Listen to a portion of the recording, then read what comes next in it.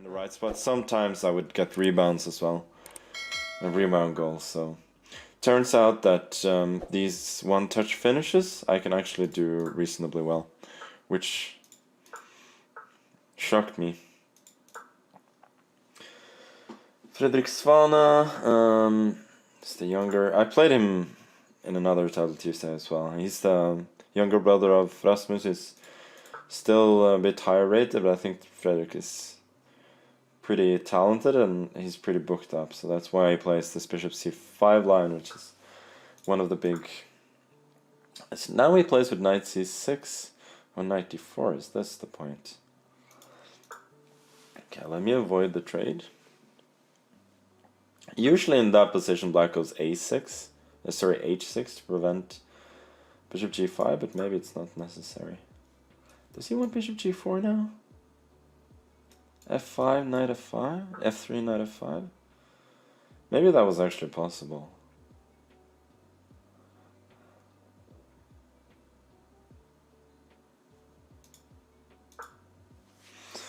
Okay, let's just protect this and then try and develop. Yeah, I was worried that he might go for a quick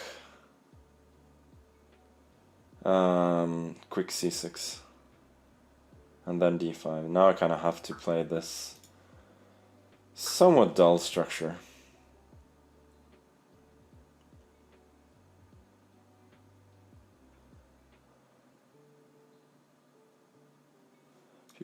Maybe he should have gone for a quick Bishop E6 there. I don't know.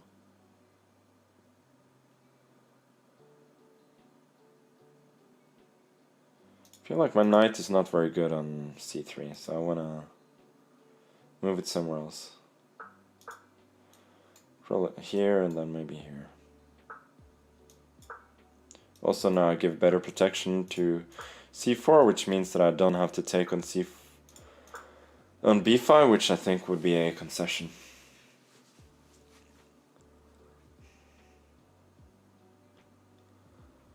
And his knight is pretty short of squares, so he may want to reroute it like this.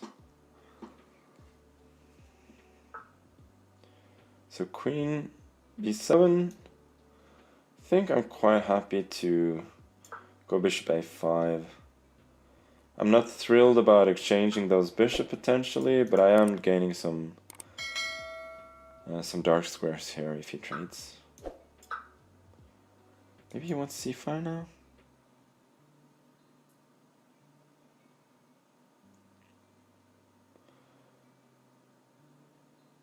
Don't think I'm too unhappy to see that though. Oh, I was about to go rook d2, but then I think b4 and then knight c6. My queen is in a little bit of trouble. Yeah, maybe I may have underestimated this plan, but I'm still really solid. So I don't think I'm really worse, but I'm probably not better.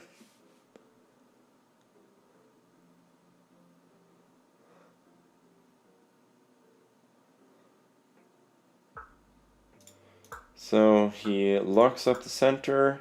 This is looking like a little bit like those Sveshnikov lines where white goes for an early c4.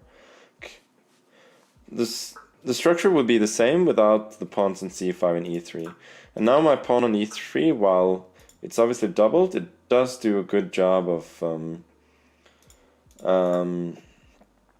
protecting the square on d4, meaning that he could never put a knight there. And even though he gets he does get a4, I don't think it does a whole lot.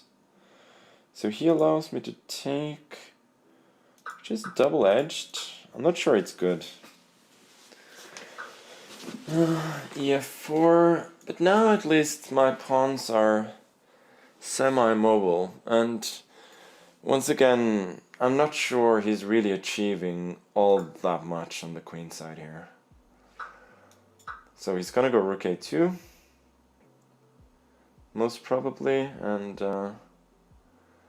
my knight has been on b2 for long, so it's time to bring it to d3 soon.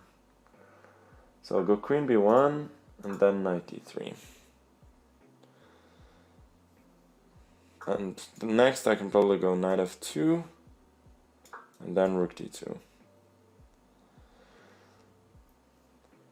And just like in those positions that you get with in the Sveshnikov, like b3 is the only sort of have weakness that white has, and the rooks don't really do all that much on the a file. So I guess now I'll go for e5. Queen coming to g6, also a lot of pressure here. But this should lose. But does it though? Okay, let me go knight g4 first, introducing a fork. Now rook d8 is a big threat. He could go e4 and then hide the king on h7, but I think I have way too much activity there. Okay, he just resigned.